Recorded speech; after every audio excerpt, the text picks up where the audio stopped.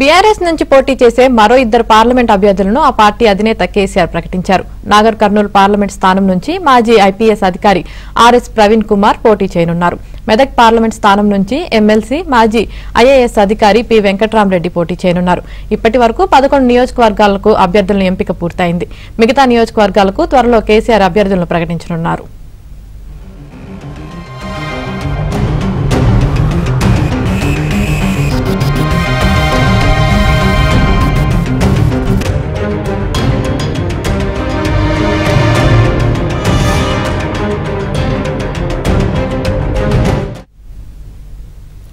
BRS నుండి పోటీ చేసే మరో ఇద్దరు పార్లమెంట్ అభ్యర్థులను కేసీఆర్ ప్రకటించారు. దీనికి సంబంధించి మరింత సమాచారం మా ప్రతినిధి నర్సింగ్రావు లైవ్ లో అందిస్తారు. నర్సింగ్రావు, ఈ రోజు మరో ఇద్దరు అభ్యర్థుల్ని ప్రకటించారు 2 స్థానాలకు సంబంధించి.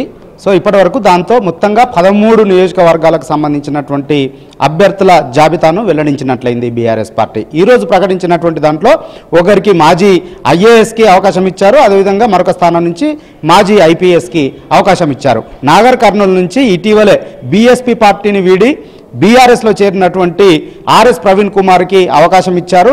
నిజానికి బీఎస్పీ నుంచి 2 స్థానాలు ఇవ్వాలని భావించారు. కానీ ఆ తర్వాత జాతీయ స్థాయిలో మారినటువంటి పరిణామాల నేపథ్యంలో ఆర్ఎస్ ప్రవీణ్ కుమార్ బీఎస్పీని వదిలిపెట్టి బీఆర్ఎస్లో చేరారు. సో ఈ నేపథ్యంలోనే ఆయనకి మొదలుగా ఆయన ఎక్కడైతే పోటీ చేయాలని భావించారో అదే నాగర్ కర్నూలు నియోజకవర్గం టికెట్ని ఆయనకి ఖరారు చేశారు. ఇక బీఆర్ఎస్ పార్టీలో అత్యంత డిమాండ్ ఉన్నటువంటి మరొక స్థానము మెదక్ స్థానము. ఎందుకంటే ఇటీవల జరిగినటువంటి అసెంబ్లీ 100 రోజుల క్రితం జరిగినటువంటి అసెంబ్లీ ఎన్నికల్లో దాదాపుగా ఈ పార్లమెంటు పరిధిలోని మొత్తం 7 అసెంబ్లీ నియోజకవర్గాలు ఉంటే 6 స్థానాలని బీఆర్ఎస్ పార్టీ గెలుచుకుంది, ఒక మెదక్ మినహాయించి. సో ఈ నేపథ్యంలో అక్కడ గెలుపు ఖాయమైనటువంటి ఒక చర్చ విస్తృతంగా బీఆర్ఎస్ పార్టీలో ఉంది. అక్కడ ఆశావాళ్ళు కూడా ఎక్కువ ఉన్నారు. సో ఈ నేపథ్యంలో అక్కడ ఒప్పించి ఎమ్మెల్సీగా ఉన్నటువంటి మాజీ ఐఏఎస్ అధికారి వెంకట్రామరెడ్డిని ఒప్పించి మరి ఈరోజు ఆయన అభ్యర్థిగా ప్రకటించారు.